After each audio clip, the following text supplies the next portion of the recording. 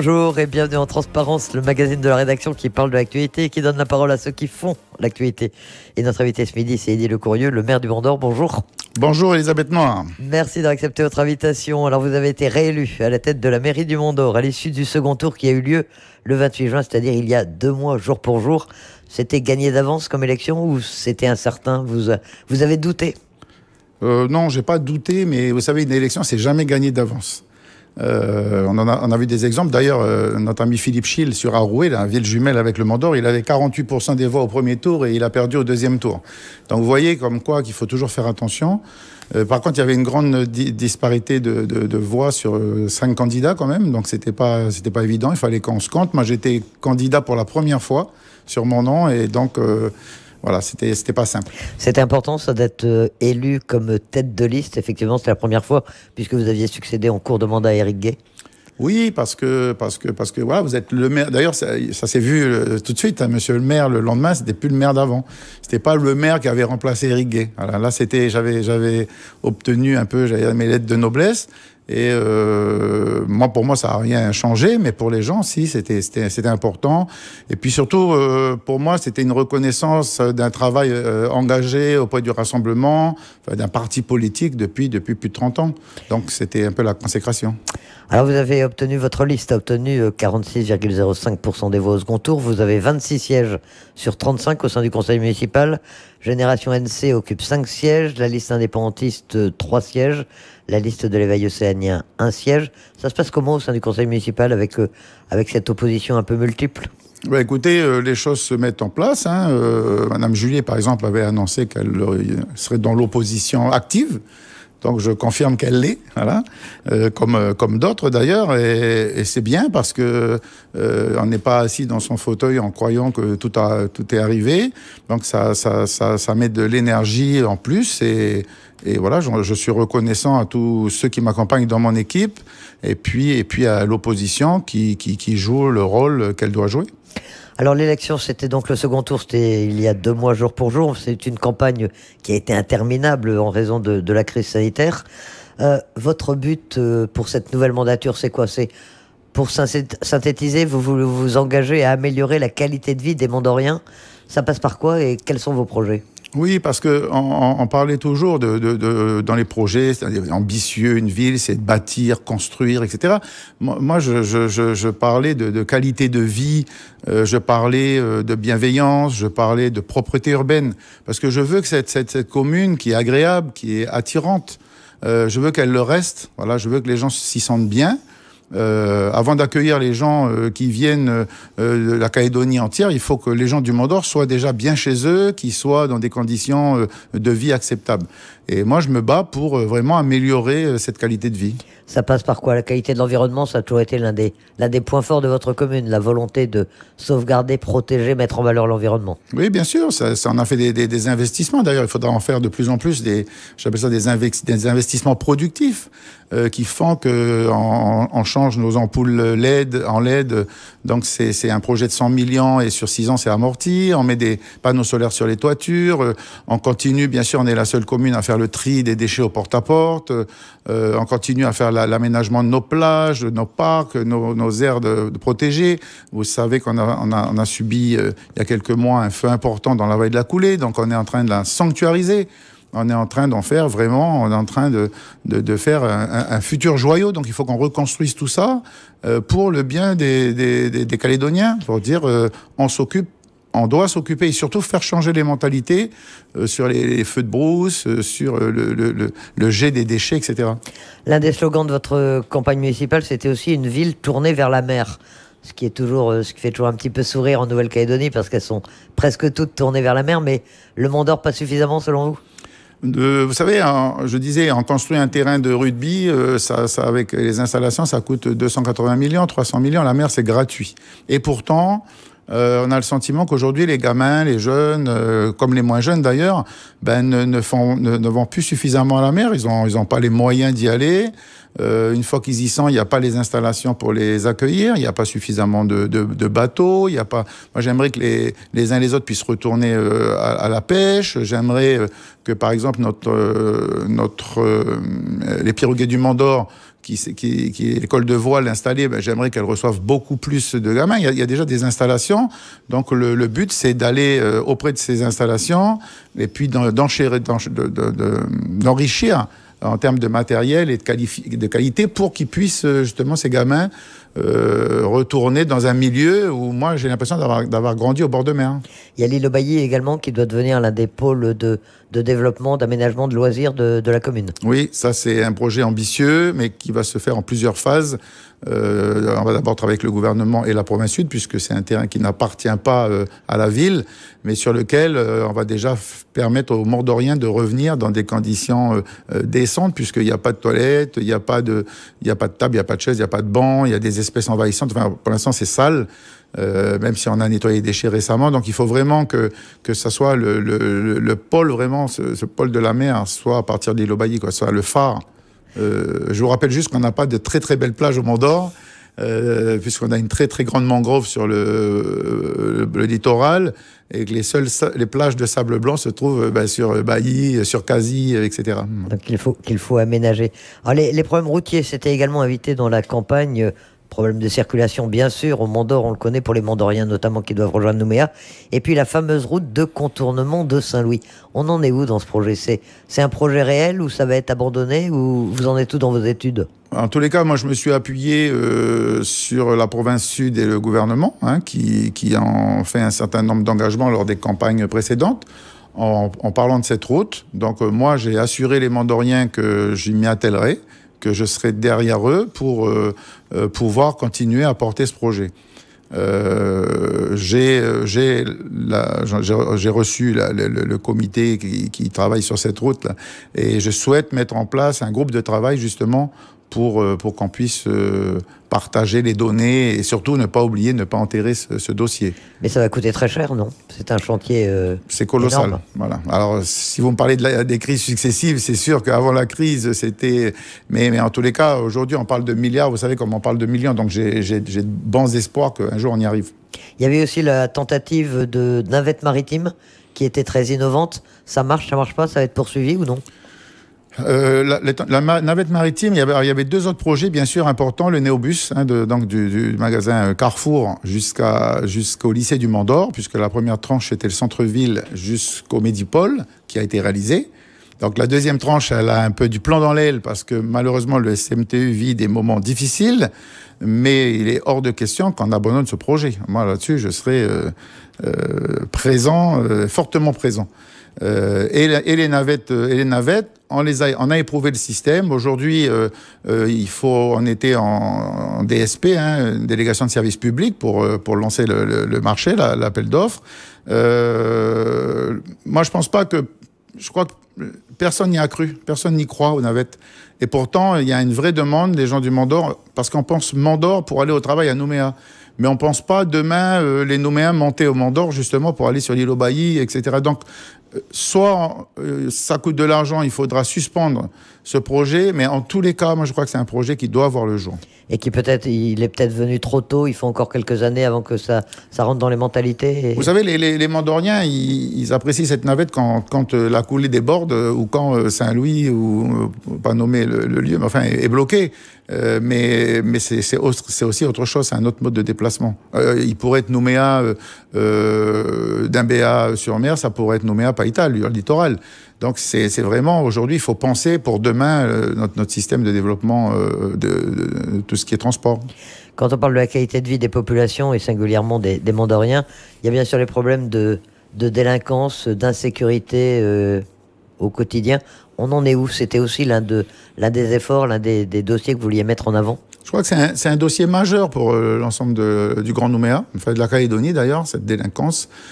Nous, on a mis les moyens que la ville devait mettre, avec l'aide de l'État d'ailleurs, qui a quand même joué son rôle en termes d'apport financier sur ce dossier, en termes de gendarmerie, puisque ils ont laissé des moyens humains qu'ils n'avaient plus à un moment, en termes de matériel. Bon, il y a encore beaucoup à faire. Mais néanmoins, je pense que moi, les choses aujourd'hui, on voit les relevés quotidiens de la délinquance, les choses s'améliorent. Alors, j'aime pas dire ça pour pas que les auditeurs pensent que je suis en train de vanter ou de ça y est, c'est réglé. Non, il y a encore d'énormes problèmes. Mais si on continue comme ça, on est sur le bon chemin. Alors, quand on parle d'insécurité, vous l'aviez dit vous-même, on parle souvent de Saint-Louis. On en est où? Alors, il y a eu un certain nombre d'efforts de politique municipale. Il y a encore des crédits qui viennent d'être débloqués dans l'avenant au contrat de développement de la province sud. Qu'est-ce que vous faites sur Saint-Louis et est-ce qu'on a l'impression que les choses se calment un petit peu?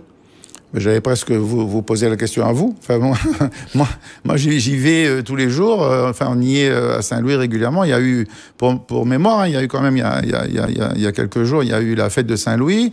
Ça a quand même attiré plus de 3000 personnes.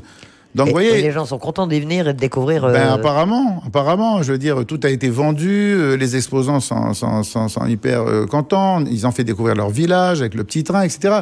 Donc, je pense que les gens s'aperçoivent que Saint-Louis, c'est pas, il y a pas des barbelés, c'est pas Beyrouth, quoi. Je le dis souvent. Donc, c'est une tribu avec des hommes et des femmes de très grande qualité, d'une grande gentillesse. Et après, il y a aussi ce problème de délinquance. Donc voilà, Saint-Louis, enfin je veux dire, aujourd'hui, il n'y a pas une commune du Grand Nouméa qui peut pas dire, ils n'ont pas tous Saint-Louis, mais ils ont des problèmes de délinquance et il faut être toujours présent, jamais relâcher son attention. Je vous dis, depuis 2 ans, c'était la fermeture de l'axe juste après le référendum. Qui fait débat d'ailleurs, parce qu'on nous dit l'axe va être refermé après le référendum. Écoutez, moi en tous les cas je pense pas, mais si ça devait être refermé, ça sera refermé. Enfin c'est comme ça, c'est la vie. Mais on va pas se faire peur aujourd'hui pour demain, quoi. Mais il y a quand même une politique municipale qui a été mise en œuvre à Saint-Louis justement avec ces aides de la province sud pour trouver des solutions d'emploi pour intégrer davantage éventuellement la population. C'était d'abord le contrat avec l'État, surtout la mairie et l'État, qui a été signé il y a 3 ans, qui en a encore pour 2 ans, qui a du mal à fonctionner pleinement parce que dépenser l'argent, il faut avoir les autorisations coutumières, les terres coutumières, c'est pas facile à travailler. Donc, on a été ambitieux de penser que sur 5 ans, on allait pouvoir aménager. Donc, on prend du retard. Et il faut qu'on prenne garde que l'État ne récupère pas son argent, voilà, comme toujours. Alors justement, comme on parle argent, quel est l'état des finances de la commune? On sait que toutes les collectivités calédoniennes souffrent aujourd'hui, souffrent de la crise. Et vous, comment en est le Mont d'Or? Et vous y faites face comment à ce problème? Je crois que là, en 2020, les communes, elles ont obtenu l'argent de la Nouvelle-Calédonie, le FIP, elles ont obtenu la DGE de l'État. Donc, je pense que 2020, pour tout le monde, c'est pas une année où ça sera difficile. En plus, avec les 3 mois de Covid, on n'a pas pu dépenser notre budget comme on le souhaitait. Donc, il y aura certainement des reports qui seront un peu plus importants l'année prochaine. Par contre, l'année prochaine, on ne sait absolument pas où on en est. On ne sait pas quelles seront les retombées fiscales pour la Nouvelle-Calédonie et donc la répartition pour les communes. Moi, je ne sais pas, les centimes additionnels, alors vraiment c'est cette année, donc pour l'année prochaine. Mais tout ça, c'est ce qui nous stresse un peu. Voilà. Beaucoup d'incertitudes sur les finances de l'année. On nous a déjà annoncé des coupures de subventions, des diminutions. Enfin, la province aujourd'hui qui a d'énormes problèmes financiers que je comprends. Moi, je suis prêt à faire les efforts. J'ai dit à Madame la présidente de la province sud, à Madame Baquès, que s'il fallait que tous en fassent des efforts, on le ferait, quoi. Mais il faut pas nous faire nous des efforts aux mairies, et puis les autres collectivités n'en font pas. Donc, il faut vraiment, on sera prudent. Ouais. Alors, dans l'actualité économique, et vous parliez des centimes additionnels, il y a bien sûr l'un des gros dossiers d'actualité du jour, c'est le rachat de Vallée NC. C'est une usine qui est implantée en partie sur votre commune. C'est important pour le Mont d'Or d'avoir un outil industriel comme ça sur sa commune. Vous suivez le dossier de près. Hein. Alors, l'usine est entièrement sur la ville du Mont d'Or et la mine est sur la partie Yaté, avec une unité de transformation qui fait que le minerai arrive sous forme liquide à l'usine. Le port est au Mont d'Or, etc. Donc, c'est un gros avantage. Je crois que pour le Mont d'Or, c'est 80 entreprises qui travaillent sur site et c'est à peu près 700 emplois. Donc, vous voyez, si vous me demandez si c'est important, je vous réponds que oui. Ça, c'est la partie, j'allais dire, technique, industrielle. Après, il y a la partie, bien sûr, environnementale sur laquelle on s'est toujours beaucoup investi. Et la situation actuelle, avec Vallée qui se désengage et qui cherche un repreneur, On parle de NCR pour l'instant. Ça vous paraît une bonne solution? Il y a des gens qui ont un certain nombre de doutes sur cette entreprise australienne. Moi, aujourd'hui, je suis inquiet parce que j'ai le sentiment que dans les conversations qu'on a les uns avec les autres, que Vale Brésil, en tous les cas, a décidé de se retirer de ce projet. Voilà. Et à tout prix, Antonin Bernier nous l'a suffisamment expliqué, à tout prix, ils cherchent à se désengager de ce projet. Donc aujourd'hui, le repreneur qui est prévu, on va dire qu'il y a jusqu'au mois de septembre là, pour se prononcer, c'est un projet australien, c'est une entreprise australienne. J'allais dire, c'est des voisins les Australiens, on les connaît. La France a des relations aujourd'hui qui sont quand même importantes avec l'Australie. Donc je pense pas que ce sera des pigeons du jour. Mais en tous les cas, il faudra qu'on soit attentif aussi également à ces transactions pour voir que lorsque Vale partira, qu'il y aura toujours les cautions qui seront là pour au cas où. Voilà, parce que ils pourront pas partir et puis laisser un outil se détériorer sur le mandat. En tous les cas, nous, on ne l'acceptera pas. Mais alors, on sait qu'à côté de NCR, l'entreprise australienne, il y a aussi l'offre de Sofinor et d'un industriel sud-coréen qui est défendu par certains en Nouvelle-Calédonie, notamment par les indépendantistes ou par les coutumiers du Sud. Qu'est-ce que vous en pensez de cette offre? Elle est crédible, selon vous, ou non? Moi, déjà, je me dirais, j'imagine Promo Sud aller acheter quelque chose dans le Nord. Vous voyez, un peu aller acheter un outil industriel dans le Nord. Donc je me dis, mais comment on peut comprendre que alors je sais pas si c'est Sofinor tout seul, si c'est l'ancien président Deng, parce qu'on entend beaucoup parler de ces agitations. Est-ce que c'est de venir récupérer, mais moi je sais pas, c'est innommable. Je veux dire comme ça, c'est-à-dire on parle pas avec les politiques, on va, on fait des marches, on mélange un peu les coutumiers avec des anciennes associations revendicatrices, on mélange et nous on est au milieu de tout ça, puis on voit ça mais les gens ils doivent se dire mais qu'est-ce que c'est que ce fouillis quoi? Que font nos politiques? Que fait l'État qui est censé... L'État, alors l'État est toujours neutre, mais l'État est un expert pour nous. Il est l'expert au-dessus de tout ça. Alors, c'est d'autant plus surprenant que il y a quelques semaines de ça, on apprend que l'outil industriel, la société du Nord est quasi en faillite, que la dette est colossale, et puis on se dit mais comment ils vont pouvoir venir racheter un outil comme Vale, même si Vale met presque de l'argent pour qu'on achète cet outil-là. Moi, je trouve ça surprenant, et puis ça me fait penser à un préalable minier bis, enfin quelque chose où on a des élections qui arrivent, tout de suite c'est la mine, quoi. Voilà, ça a été ça avant 98, le préalable minier. Moi, je vous rappelle quand même, Elisabeth Noir, que quand il y a eu l'accord de Matignon, c'est une anecdote. Mais Jacques Lafleur, il nous l'avait raconté, j'aurais dit en 100 ans, ils avaient mis une carte sur un mur, là, ils étaient montés sur un canapé en train de dessiner les contours de la Calédonie, de la province Nord et de la province Sud.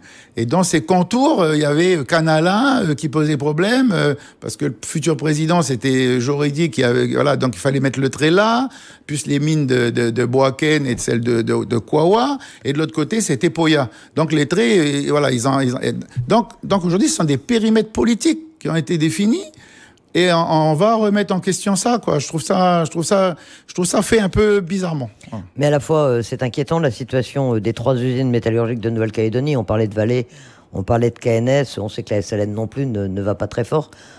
Le nickel, c'est essentiel pour la Nouvelle-Calédonie. Quelle solution on peut trouver et comment, surtout, on peut la trouver? Moi, je crois que le nickel, ça a été du minerai très riche pendant des années, et l'usine SLN a pu s'en sortir. Voilà. Est-ce qu'il y avait de la place pour 2 usines pyrométallurgiques? Je vous pose la question, mais je crois pas. Il faut du minerai de très, très, très, très haute teneur. Et puis, donc je pense que... Je vous laisse reformuler la question parce que j'ai perdu le fil. Comment trouver une solution pour sauvegarder le nickel, le développement métallurgique en Nouvelle-Calédonie. Oui, voilà, pardon, parce que je voulais dire que la culture des Calédoniens, c'était l'exportation de minerais. Voilà, c'était la SLN et le reste, c'était des mineurs qui exportaient. Et donc aujourd'hui, on a toujours ce syndicat des petits mineurs, exportateurs de minerais, et puis on a les trois gros. Mais ce modèle économique, il ne fonctionne pas. Et c'est là que je dis, mais comment ça se fait qu'un État industrialisé comme la France, 5e puissance nucléaire, etc., il soit pas capable de venir nous apprendre. Ou alors c'est nous tout seuls qui disons on est capable de faire, laissez-nous faire, on sait tout faire. Ben là, on est arrivé au bout de l'exercice. Voilà. Moi, je crois qu'à un moment, cette problématique, elle doit vraiment être partagée par le plus grand nombre. Et notamment l'État qui devrait, selon vous, donner des pistes ou s'en mêler ou trouver une solution au problème des usines métallurgiques calédoniennes. Alors l'État va dire vous débrouillez-vous parce que vous êtes autonome et puis etc. Mais comment on peut s'affranchir de cette expertise? Moi je comprends pas. Alors Élie Lecourrieu, on est maintenant à quelques semaines du référendum, en fait à 37 jours exactement. Vous allez vous engager dans la campagne? Oui. Il y a les loyalistes qui ont rassemblé 6 partis qui sont partisans du non à l'indépendance. Vous allez vous engager avec eux ou comment est-ce que vous voyez votre rôle pendant cette campagne? Donc on a participé déjà en tant que militant à une réunion qui s'est passée à la mairie du Mont d'Or. Alors c'était cocasse puisque une des participantes, une des intervenantes, c'était Nina Julier donc, qui intervenait et moi qui étais dans le public. Donc vous voyez que vous êtes dans l'opposition. Enfin, elle est dans l'opposition au Conseil municipal, mais après vous êtes ensemble pour faire la campagne. Là, je vais vous dire franchement, c'est ce que tout le monde demande. Hein. On n'a pas le choix. C'est le référendum. On va le redire, mais ça sert à rien, mais c'est une ineptie, ce référendum. Vous savez, vous avez un divorce, puis vous demandez à un gamin, tu choisis entre ton père et ta mère. Il y a des gens aujourd'hui qui ont la France dans les tripes et qui ont leur identité dans le cœur aussi. Donc vous voyez, c'était d'aller demander ça à des gens. Moi, je trouve que c'était pas raisonnable de notre part. Je ne sais pas si on s'est rendu compte de ce qu'on demandait aux gens, quoi. C'est pour arriver à quoi? Des résultats de 57, 50. Mais même si demain on est indépendant avec 50,5, qu'est-ce que c'est qu'une indépendance avec 50%, quoi? Je veux dire, c'est soit un pays qui est indépendant parce qu'il a choisi, soit il l'est pas. Et je trouve ça, voilà, moi je trouve ça. Donc oui, je vais m'engager. Moi, je déplore que, alors chacun a son drapeau, le bleu, blanc, rouge, le FN d'à côté, enfin le drapeau pays d'ailleurs, puisqu'on l'a adopté. Hein, je vous rappelle qu'il flotte, il flotte sur le fronton de toutes les mairies, moins à la fois, mais enfin en tous les cas, il flotte. Et donc j'aurais aimé qu'on utilise les deux drapeaux. Voilà, c'est tout. On peut utiliser les deux drapeaux parce que c'est ce qu'on veut construire demain et en mettant notre c'est pas antinomique, c'est pas en opposition. Vous pensez que vous pouvez aussi bien afficher vos couleurs, celle du non à l'indépendance, c'est-à-dire le tricolore, mais afficher aussi une identité calédonienne, comme on dit aujourd'hui, voire océanienne? Moi, je pense qu'il faut qu'on soit capable d'afficher nos couleurs. Alors, je parlais bien évidemment des deux drapeaux. Mais nos couleurs, on a l'impression que nous, alors soit on a peur parce qu'on nous dit « Ah, mais si on met un drapeau, là, on va prendre un caillou. Si on fait ça, mais nous, on n'a pas le droit d'être sur la route, etc. » Donc, nous, on va faire des actions bleu, blanc, rouge, de plus en plus, d'ailleurs, un peu partout, sur le Mont d'Or. On ira au plus près des gens pour leur dire « Ben, voilà le choix que nous, on vous propose. » Et puis les autres qui sont en face, ben voilà le choix qu'ils vont vous proposer. Je trouve que c'est démocratique et il faut surtout que ça reste. Voilà, je veux dire, je veux pas que c'est. On entend là ce matin le FNKS qui dit au commissaire, vous sortez de votre neutralité, ça peut conduire avant le référendum à un climat qui sera pas serein, etc. Mais non, moi je trouve que les gens aujourd'hui ils sont sereins. Et il faut qu'ils restent sereins. Il faut pas se laisser embarquer dans des marches pseudo, je sais pas, politiques, économiques. En tous les cas, c'est un autre problème. Pour l'instant, il faut confirmer, il faut affirmer notre appartenance à la France ou l'entité qu'on souhaite demain. Il faut que les gens restent dans cette sérénité. Voilà, il ne faut pas que quelques politiques nous emmènent là. Même si vous pensez que cette répétition de référendum, ces 3 référendums, ne peuvent pas apporter de solution pour l'avenir de la Nouvelle-Calédonie, vous pensez que il faudra forcément un jour discuter, se mettre autour d'une table et trouver une vraie solution d'avenir? Je crois que tout le monde est persuadé que ça devrait finir comme ça. On ne va pas continuer des référendums à répétition. Moi, je voulais juste revenir sur 2-3 choses que j'avais entendues sur le fait qu'en fédéré, j'avais entendu ça, je crois que c'était Rocco Mittan, les Océaniens, nous sommes des Océaniens. Enfin, je veux dire, nous aussi, on est des Océaniens. Vous vous sentez océanien, vous, Eddy Le Corieux? Moi, je me sens rattaché à cette terre. Voilà, je me sens rattaché à la terre. Mes arrière-grands-parents ont épousé, qui venaient de la Réunion, épousaient des femmes de la côte Est. Donc, il y a eu ce lien par le mariage. Il y a eu ce lien des broussards qui sont défrichés cette brousse. Il y a eu le lien de la mine, qui est la terre. Donc, je veux dire, il y a eu beaucoup de gens qui ont ce lien à la terre. Et aujourd'hui, on peut pas effacer en disant, on est juste océanien. On a l'impression qu'il faut être de couleur océanienne. Mais c'est pas une couleur, l'Océanie. Nous aussi, on est là. Et ça, je crois que il faut le dire. Moi, j'ai pas de scrupules. J'ai beau être blanc, pas avoir de cheveux, j'ai beau ne pas ressembler à l'Océanien classique, je me sens tout à fait dans le français d'Océanie et voilà. Et vous savez, il y avait le Zoulou blanc en Afrique du Sud. S'il faut être Kanak blanc, je veux bien être tout ce qu'on veut, mais en tous les cas, je me sens ici chez moi. Je disais aussi, on prend les plantes médicinales Kanak d'avant, des vieux qui nous ont appris aujourd'hui à nous soigner. C'est tout ça, ça fait partie du lien à la terre. C'est pas que être né ou que voilà, il y a beaucoup de choses. Récemment, en parlant justement de brousse et d'attachement à la terre, il y a eu le décès d'une grande dame de brousse. Vous me disiez, Mamie Fogliani, vous n'avez pas pu lui rendre hommage, vous n'avez pas pu monter à Farino le week-end dernier. Oui, vous le regrettez un peu. Donc j'en profite pour souhaiter encore à toute sa famille vraiment les vœux enfin, toutes les belles choses qu'on peut dire sur. Moi, je dirais Madame Fogliani, parce que même si son diminutif c'était Mamie, c'est une dame, c'est une grande dame. Voilà, je crois que ça a été dit par plusieurs personnes. Moi, Madame Fogliani, parce qu'à l'époque, voilà, on appelait ses mamans là, Madame. Moi, ma mère, pareil, toute seule, avait 10 enfants, et c'était des dames, c'était des grandes dames.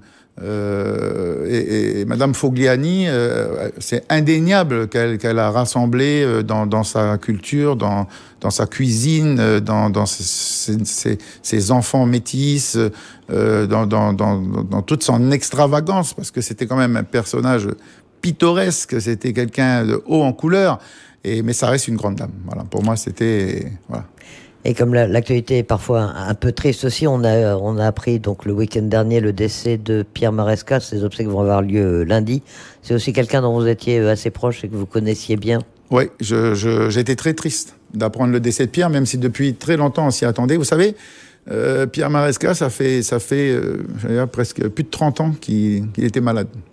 Et on s'est croisés parce que moi-même, j'avais une pathologie du même style. Et donc, un jour, on a été amené à parler, mais c'était un moment douloureux puisque j'avais perdu ma sœur. Et j'ai vu un homme, parce que Pierre Maresca, c'est un tribun. C'était un homme, quand il montait sur une estrade, quand il parlait pour le rassemblement, enfin, il prenait tout l'espace. Il avait une façon de parler, il avait une culture, etc.